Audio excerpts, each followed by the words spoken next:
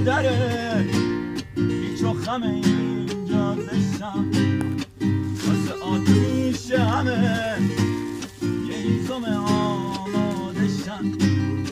یا یه موجود کما حالی پر افادشم وایسا دنیا من میخوام پیاده شم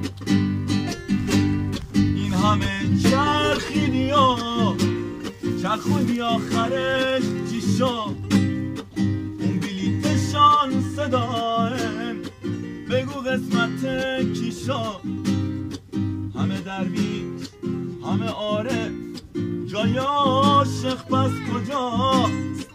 این همه طلسم و جای خوش دا کجاست